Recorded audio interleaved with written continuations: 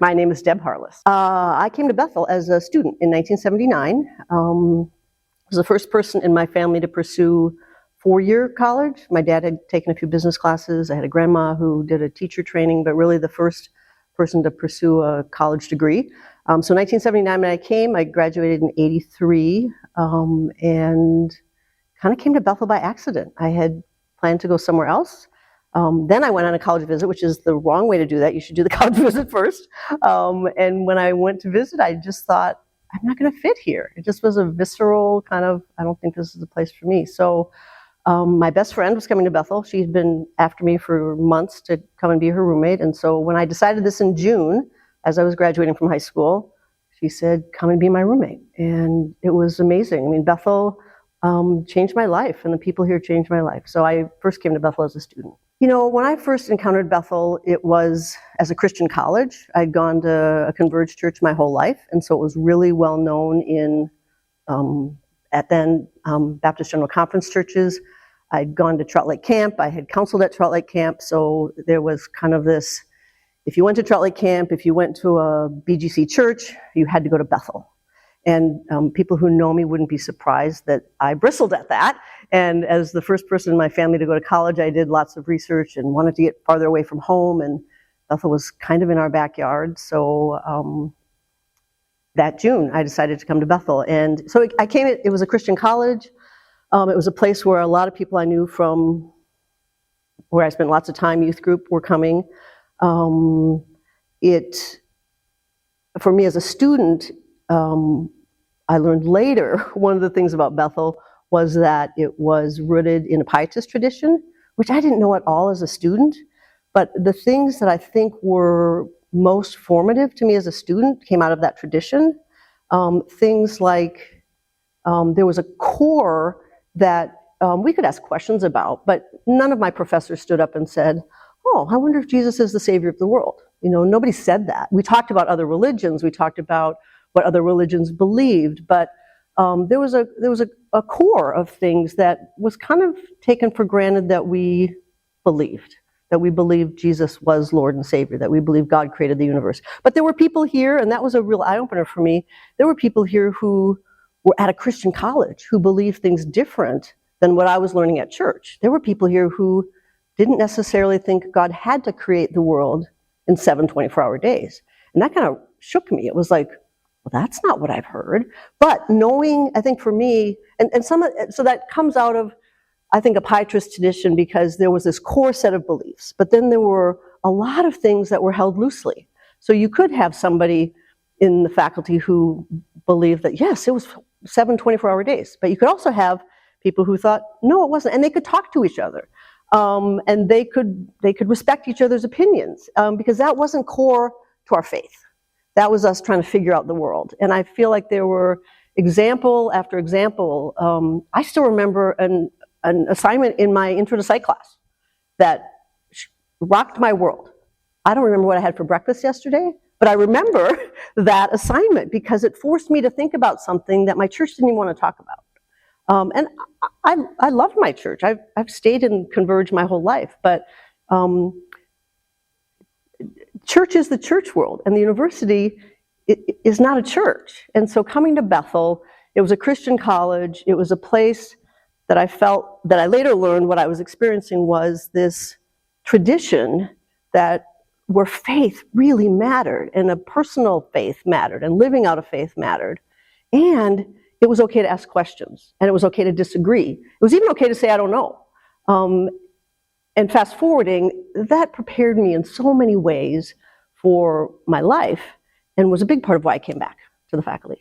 Yeah, I graduated in 83 and immediately went to grad school and worked on my master's in, technically it was educational psychology at the University of Minnesota, but the program was called Counseling Student Personnel Psychology, and it was preparing counselors. And by then I knew I really wanted to be a therapist.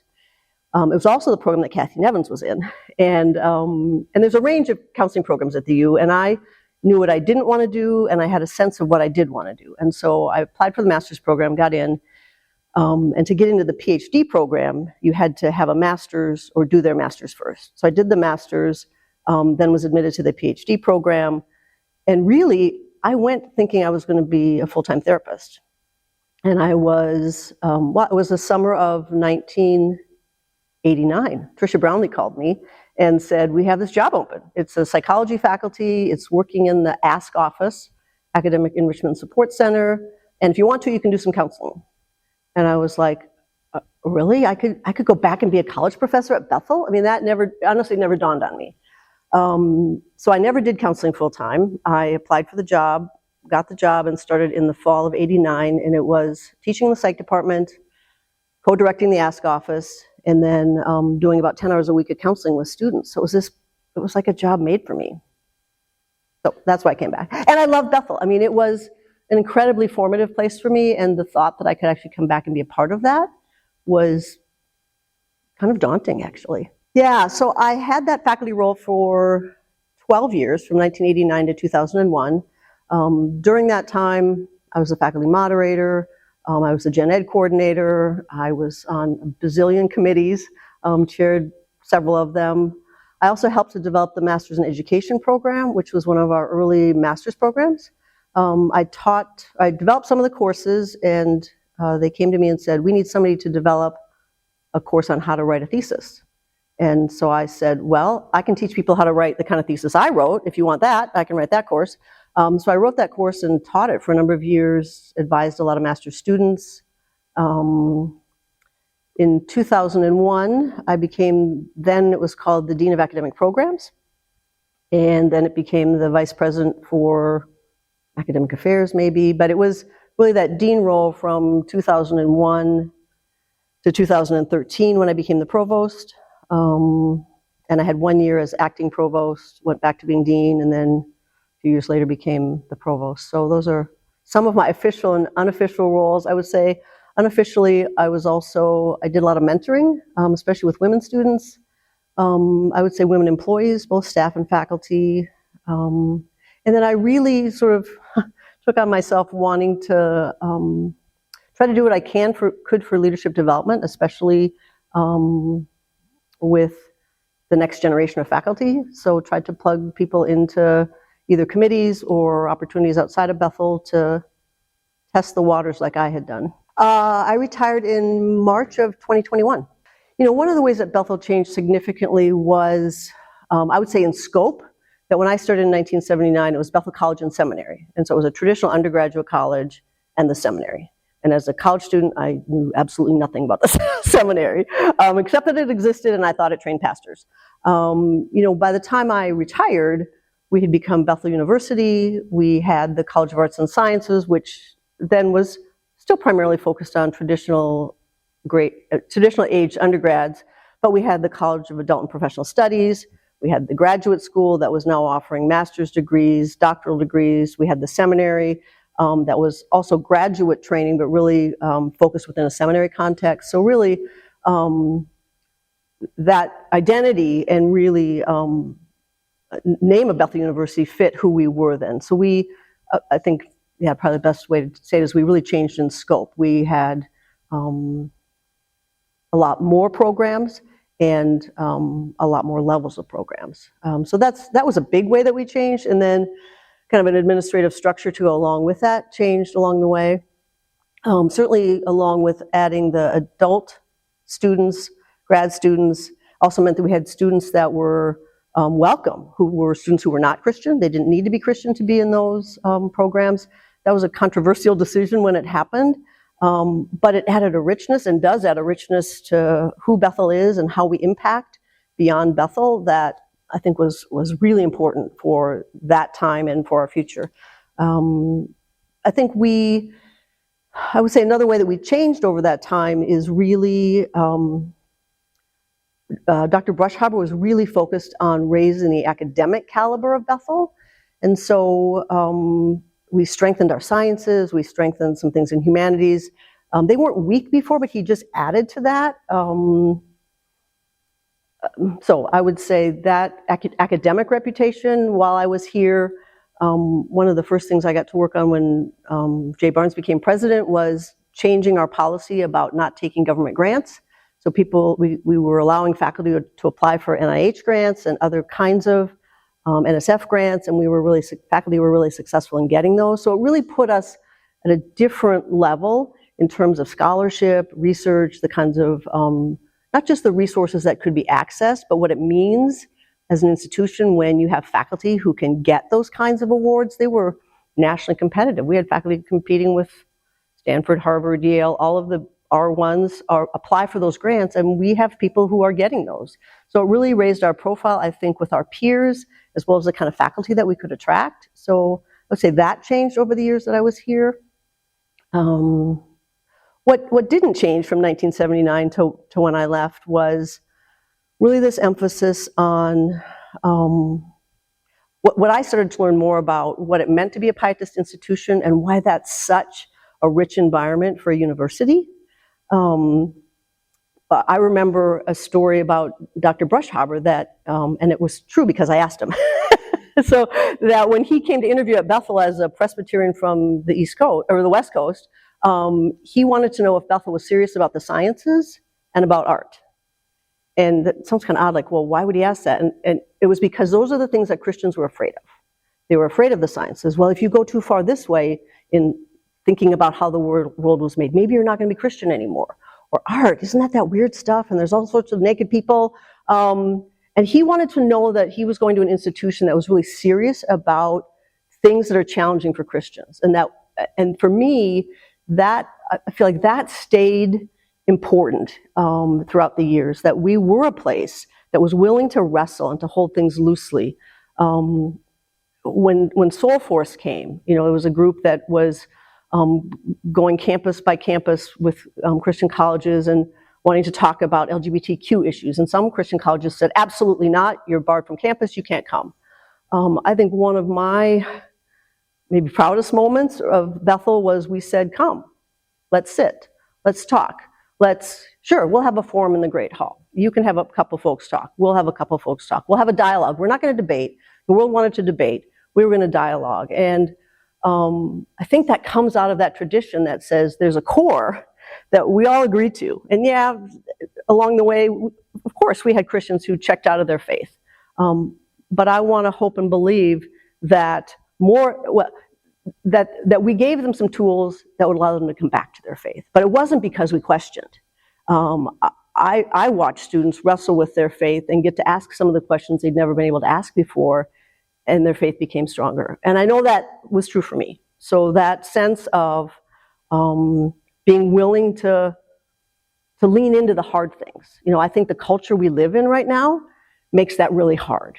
And so when you ask what's changed, I don't know that has changed, but I think there's great pressure to not lean into some of those things, or to be able to hold some things that a particular part of our subculture wants to say, these are the 12 answers that you should be giving our students. And when I was leaving, there was more pressure. Here are the 4 things that are hot buttons that students need to come away knowing these are the right answers. And I know for me, if somebody would have handed me 5 right answers when I was at Bethel, the questions I've had to deal with as an adult 32 years later, you wouldn't imagine the questions that we're facing right now. So Bethel has always been a place, I think, that's been willing to lean into questions. It's been willing to wrestle with hard things. It's been willing to hold things loosely with a firm foundation that says, we do believe that Jesus is Lord and Savior. We do believe that our relationship with him is important. I think there's great pressure now to either pull back from some of that wrestling or to try to give students more answers. And that concerns me. Mentors, Lucy Rahm Johnson, for sure. I think Lucy demanded I go to grad school, actually. And today I consider her a mentor. All through my years as a student, she's part of why I came back to Bethel when I was a grad student. She called me and said, I'm going on sabbatical. Can you come and work with disability services? And I said, I know nothing about that. And she said, well, you can learn. And so she maintained a connection with me after I left Bethel. So certainly Lucy is a huge part of my story. People like Tricia Brownlee, who really pushed me to think about leadership in higher ed. People like Judy Mosman, who was always encouraging, supportive, could read my face when I was down and kind of would come alongside. Dr. Glennis Edwall was a faculty member I had, who again, she was finishing her doctorate when I was at Bethel and asked me to help her with data analysis, which was a huge kind of vote of confidence that this really smart faculty member wanted me to be a research assistant on her dissertation. Students, student Zoe Vermeer was the student body president that I had the joy of coming alongside while she was in leadership, and I feel like I learned as much from her as she did from me. We're still in touch. She just invited me to her 30th birthday party. So those are Kathy Nevins. You know, she was in the doctoral program that I wanted to get into, and people loved her in my program. They thought great things about Bethel because of Kathy. And so there were several of us that followed Kathy into that same graduate program. So she's part of my story as well. Psychology did have more of the faculty I had who were women were in the psych department. You know, I can think of an English professor that I had. I wouldn't say she was a mentor, but that I had. I started out as a biology minor, even though we didn't call them minors in those days, but I don't think there was a woman in the sciences when I was a student. I don't think there was. So psych did have more women. Lucy was very new. I had her the first year she was here. Glennis was ABD, so she was still working on her doctorate. I think Kathy was still working on it when I was here as well. So yeah, the department I think did have more women. Education had a lot of women, I remember that, and nursing had a lot of women. Because while I was here, the nursing program started, but certainly more than in the other sciences. I would say it was a lot harder for me to be a woman student and a woman faculty member than it was to be a woman administrator. As a student in 1979, there were a lot of women here. I'm sure there were more women than men, but the culture then, and even coming out of, my family was a pretty traditional family. My dad worked outside the home, my mom didn't. The church I went to, you know, there was a lot of expectation that, certainly traditional role expectations about what you do. So for women, it was kind of like you went to college as almost a holding pattern until you got married. And I knew coming out of high school that wasn't really what I was looking for. I loved high school. I really came to college because I wanted to be a college student. And my claim to fame was I kept saying, I'm not going to get married till I have a graduate degree. And but I came here and it was hard to find a peer group. We didn't have an honors program. I was really interested in academics, and it was kind of hard to find a group of people. There's a lot of people you could socialize with, like if you wanted to do movie night or bowling night or that kind of stuff, and I actually wasn't all that into that. So it was harder to find a peer group. I think it was hard to be taken seriously as a person who really liked academics. Group projects, usually were with men and women, and those were challenging sometimes.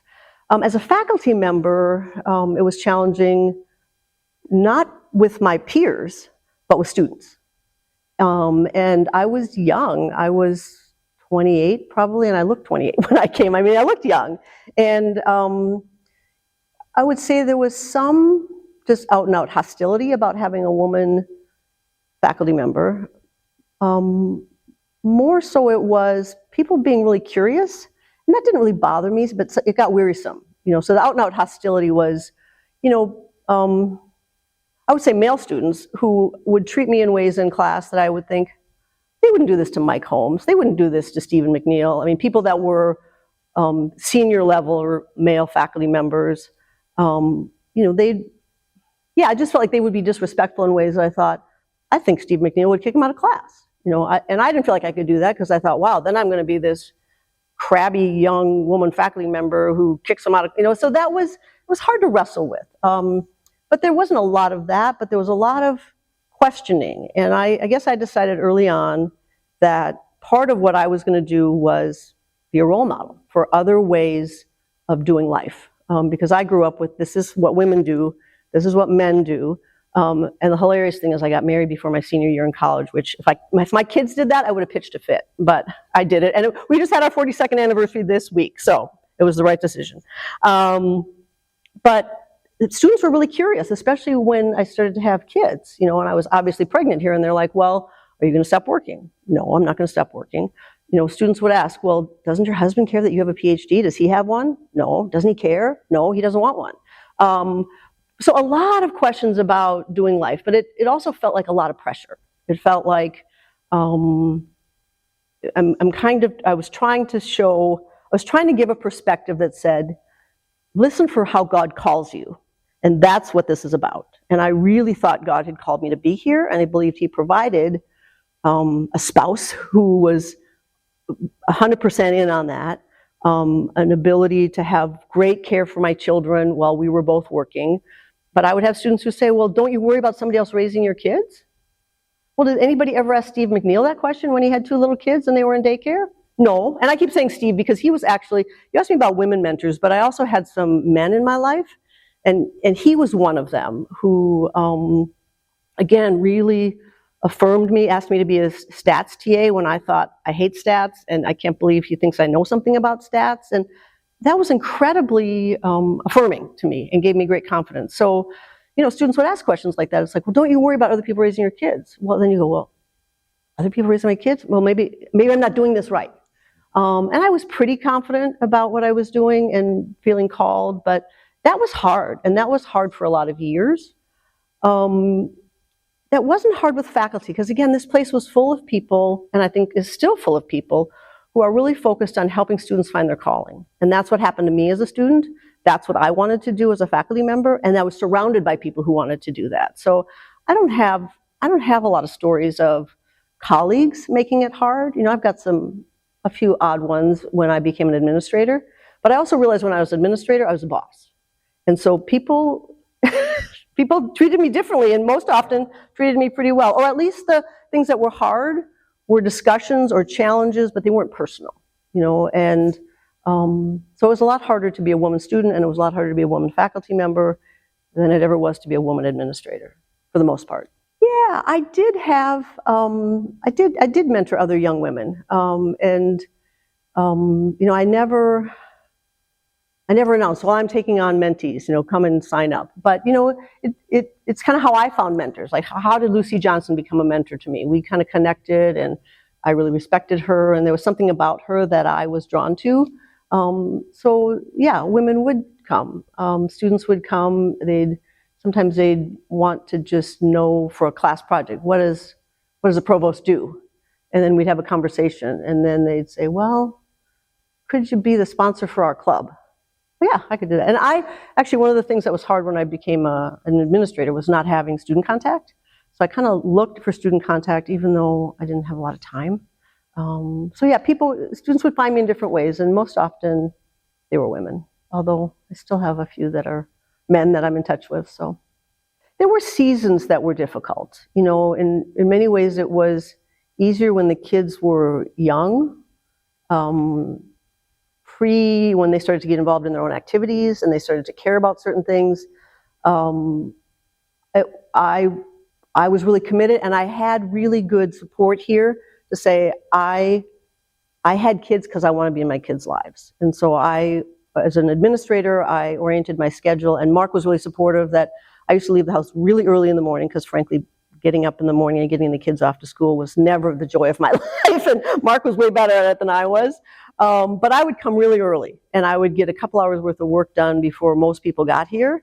But then I would leave at a time to get home for dinner. And I was really committed we were committed that I wasn't going to be gone for both ends of the day. And we lived far enough away, we lived 25, 30 minutes away, that when I went home, I was really home. So if I was going to stay for an event, I stayed. But when I went home, at least while the kids were up, I was home. I often did work after they went to bed, but it was really important to me to be, they were in a lot of athletics, so I would go to those. When they were in elementary school, I would try to volunteer once a month at school for an afternoon. So I felt like people here believed that was important too, and the people that I would work most closely with really supported that. So the hard parts were not being able to be spontaneous very often, but if I planned ahead and didn't sleep sometimes, or didn't sleep a lot in those adolescent high school years, it was challenging, but in some ways I looked at my peers and thought I had great support for being a working mom in a culture that valued families, and I mean the Bethel culture, that valued families. I felt like my colleagues really valued what I was doing, and again, believed that we do what we're called to do, and we supported each other in that. So I have lots of stories about how I was supported, but was it hard? Yeah, it was, but I'm not sure it was harder for me here than if I would have been at an R1. I think it would have been way harder. One of the things was being part of President Barnes's cabinet and looking at how his cabinet, I actually sat last night and I think, half of his cabinet was women of people of color. And, I didn't think back to who was on the cabinet at previous administrations, but with Jay's, we had several women in senior leadership. We had a woman who was a CFO. We had me as the provost. We had a chief diversity officer, a chief human resources officer that was a woman. We had a person of color who was in charge of the diversity, equity, and inclusion. So that was a noticeable transition for me, where we had women in really senior leadership positions, and it was still a time where a lot of our sister schools didn't have many women in leaderships, and they certainly didn't have a woman provost or a woman CFO. So that was a transitional moment that was really noticeable to me. I also look back on the CCCU did a big leadership initiative for women and people of color, and that's really an important part of my journey in the summer of 2000 when I went to that institute when it was brand new. And I saw that initiative that still continues. We sent a lot of Bethel people to that, and when I was the dean and when I was the provost, I was worked every year to think about, okay, who this year should I ask to apply for that, because you had to apply and get in. But that was transitional, because that was a program that was really drawing people from the Christian colleges and universities into leadership. And so many of the people at Bethel and some of the ones who've gone on to become deans have gone through that program. The other thing I think about is just the gender studies academically. The fact that the gender studies minor was brought forward and approved was a transitional moment, I think, in terms of our curriculum. So those are some of the things that come to mind. I think the next 5 years are going to be really interesting to see where Bethel goes. Kind of what I said earlier, where Bethel goes with the cultural pressures I think that Christian institutions face. If Bethel stays on the trajectory that we've been on, that wouldn't surprise me at all to have a woman president. If Bethel moves more toward positions that are safer, and I don't mean official positions, but the kinds of things that we wrestled with students, that I believe are still being wrestled with students, that make a lot of people in some parts of our constituency mad, if those voices become powerful enough to really change what I would say is the fabric of Bethel, then I don't know if we'd have a woman president in 5 years. When I was here, and I've only been gone 3 years, I easily could have seen a woman president. I guess the ones that are clearest to me are when I think about my family or the church that I grew up in. Bethel was a really freeing place for me, because I was really aware of especially the roles that I was expected to take on that I just didn't think I was called to or even going to be very good at. It took me a long time to decide to have kids, because I actually wasn't sure I wanted kids, or that I'd be a great mom, or even a good mom. And I really, knowing myself, even as much as an 18-year-old can know themselves, I really didn't see working in the home as something that I would find that I would be good at, or that I would find fulfilling, or that I was called to.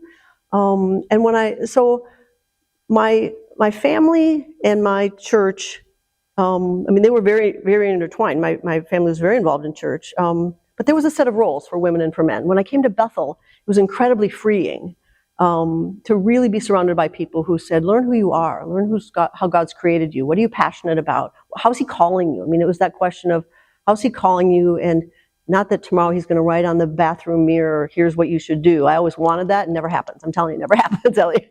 How's he calling you, and how are you going to respond, and how do you know? And that's a lifelong journey. So Bethel as a woman in many ways was very freeing. Now, and I realize I really do love Bethel, and sometimes I can make it sound too perfect, and there were challenges, for sure. But being a woman student, being a woman faculty member, being a woman administrator, overall, I was treated well. This is a place full of people committed in their faith and to living that faith. And when we fail or disappoint each other or treat each other badly, generally we try to do better. So overall, Bethel was a really good place for me. And then you have, the academy, which the broader academy is secular. When I was in grad school, I think people were trying to figure out, like, who was I? I was capable, but I was doing internships at Bethel, and people thought, well, that's that super conservative, Bethel's, that's that super conservative place, and how can you be there? And so that was, I felt like I had a harder time fitting there with people's expectations than I did here. Other places I've been, I served on my church board. There were people on my church board with me who didn't think I should be there because I was a woman, but they served with me, and they were super respectful, and they liked my ideas sometimes. But it was this odd dichotomy. Other boards I've served on, certainly the Crisis Nursery, it's got roots in the Catholic social tradition, so I felt very at home there. The Daystar board, I feel very at home and valued. I've been on some other committees and things that were more in a Christian, a more conservative Christian tradition that I felt like I really had to prove myself more, or work harder to be listened to. One of the things I thought of is, and I alluded to it with Steve McNeil. You asked me about women who were mentors, and I had a whole list of them. And I would say, I think it's really important for me to acknowledge the men who were important. People like George Brushhaber, who there was a point when I was the dean that I told Jay I was quitting. I was done, I was exhausted, I couldn't do this job. And George called me in his office and said, you have to meet with me before you quit. And he met with me for 2 hours on the spur of the moment and told me his leadership journey. And then he said, what do you need to stay? And I said, I need help. And he said, how much? And then he gave it to me. And that's when we got Deb Trainer's position, Barrett's position. And I thought, and we don't have buckets of money anywhere. And even in those days, we didn't have buckets of money. But for me, that was like, seriously? He did that to make sure that I would stay, or at least give me a chance to stay? Jay Barnes almost demanded that I apply for the dean job when I couldn't see myself in that role. So he pushed me hard, and I told him no several times, and then there's a long story, but I relented and applied. Steve McNeil, my statistics professor, who I didn't go into counseling because I like statistics, but when I took the class, I was pretty good at it, and he asked me to be his TA, and honestly, for me, that was a watershed. Like, wow, this guy thinks I'm smart? And the first class I taught at Bethel when I came back was statistics, because nobody wanted to teach it, and I was the new person. So not only did Steve McNeil, who was department chair, give me one section, he gave me 4, which I then realized it's because then you only have one prep. But those, Jay Barnes, George Brushhaber, Steve McNeil, Mike Rowe, my freshman psych prof, who gave me really an assignment that rocked my world. Those people were, it was important to have allies. We talk about allies in terms of DE&I work. It's really important to have allies when you're a woman trying to do something that lots of people think you shouldn't be doing. Well, probably you won't be surprised to hear me say one of the things that I really hope for Bethel is that what it means to be a pietist institution continues. That we continue to be a place where students can wrestle with hard questions, where people like G.W. Carlson and Dan Ritchie can teach a course. People who had so many different opinions about so many things, but they taught a course and students learned. And I hope we can continue to do things like that. So that core, to me, if that changes, Bethel won't be Bethel anymore. And I think in this environment, it's really hard to do that. And I pray for Bethel, and I pray for its leaders, and I pray for you all. So I pray and hope that that will continue. I also hope that Bethel will take some risks in terms of trying some things in new ways. And that's hard to do when there's not a lot of money. I mean, I lived that. I live that. So that's not a criticism, but I hope that as higher ed is just such a challenging and kind of open playing field, that Bethel will find some ways to say, what are a few things that we could really lean into? Let's take our strengths. Let's take something that, my experience was Bethel was always a place where you could try stuff. Why did I get to teach CWC? I have a PhD in counseling. Because I had a French major in college? I don't know. But I hope that Bethel will be willing to take some risks in terms of programs or risks in terms of students that we admit. You know, I saw when we opened our doors to students who weren't Christian in the undergrad adult programs, in the grad programs. What if Bethel opened our doors and said, we are unabashedly Christian. We believe in the integration of faith and learning. We live it. We know what our roots are, and we know why being a pietist institution shapes how we think about education. What if we welcomed anybody who wanted to come and said, come, this is who we are. This is how we think about education, and we'd love you to be here. I think about it.